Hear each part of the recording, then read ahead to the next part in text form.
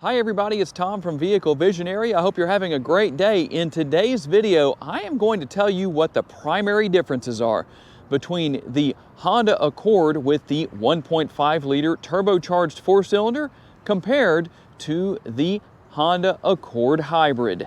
And obviously there are going to be differences in gas mileage information. So what do we have? 29 city, 37 highway, 32 combined, and 3.1 gallons of gas, potentially per every 100 miles driven. It's on the sticker. Might as well tell you about it. That really depends on quite a few different variables. But how does that compare to the hybrid version? If you're that person who says, I don't want a turbocharged engine under the hood of my Accord, well, the EX is definitely not going to be for you. Over here on the right-hand side is the Honda Accord Hybrid Sport L. And any hybrid model is going to have this same powertrain. It's going to be a combination of a 2-liter naturally aspirated four-cylinder and the dual motor hybrid electric setup. It's supposed to be very sporty. I can tell you from driving experience that it is. I have videos where I test drive these models. I'll link a couple down in the comment section and I'll pin the comment. But what are the differences in horsepower and torque? Well, only a 12 horsepower difference on horsepower, 204. But the torque is much greater here. 192 is what we had with the EX. Here it's 247. It's mated to an eCVT. The CVTs in these Accords are pretty well behaved compared to a lot of others out there, but the big difference is going to be found right here. Gas mileage, 46 city, 41 highway, 44 combined, and 2.3 gallons of gas per every 100 miles driven. One area where you will often see a difference is cargo capacity between a hybrid and non-hybrid version of a vehicle. Not the case with the 11th generation of the Accord. Both models have 16.7 cubic feet of cargo capacity. But here is a difference. And tell me what you think about this. Well, first of all, let's see if I can show it to you. It's going to be located right under here, a spare tire in the Accord EX. We'll go over here to the Hybrid Sport and we'll see what you don't find underneath the floor. No spare tire. So, you do have a tire repair kit. That's there if you need it. But that is probably one of the biggest deciding factors for most owners when it comes to saying, do I want a hybrid or a non-hybrid version of a vehicle? Tell me what your thoughts are where that's concerned.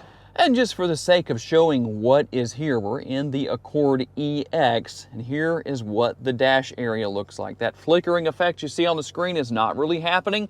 That has to do with my camera. It's a common problem you see on YouTube with lights, whether it's here in the interior or the exterior of the vehicle. Just so you know, this is the 7-inch touchscreen. As far as what we have, not difficult to learn or use.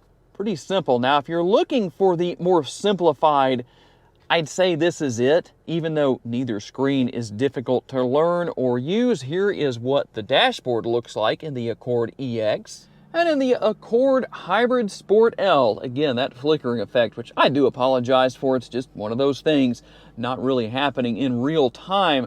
But this is the 12.3-inch touchscreen, and here is the dashboard. Now, the big difference between the two, as far as just overall functionality, both are very easy to use or very easy to learn to use if you've never had anything like this before. But the 7-inch over there in the EX, you're going to need a USB cable to pair your phone. Here in the Accord Hybrid Sport, it's wirelessly done, a very simplistic process. And even though the screen looks different, it might look more complicated, it really isn't. And in case you are curious, here is the price for the Accord Hybrid Sport L.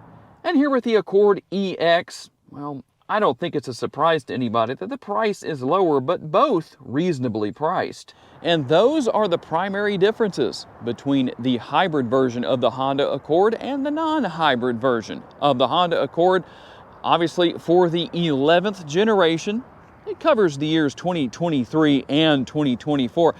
I don't think it will come as a surprise that for 2024 there will be no significant changes, as the Accord was just fully redesigned for the 2023 model year. So tell me what you think. Which model do you prefer, or do you plan to buy? I'm sure there are some differences between the two you would like to see maybe changed or added from one to the other. Tell me what your thoughts are. I'm always curious to know. And as always, if you're interested in either one of these models or anything else here at Holmes Honda, check out the link down in the description of the video. You'll find a couple of links to these two models, or just to Holmes Honda's website for any Honda vehicle or used vehicle they have here in inventory. I do want to say a special thanks to my friends here at the dealership for loaning me these models for the day. And a special thanks to everybody who has taken the time to watch. I appreciate the opportunity to give you a vision for your next vehicle. If you enjoyed this video and would like to learn about additional vehicles you may wish to consider purchasing, check out the video that's on the screen right now, and I will see you there.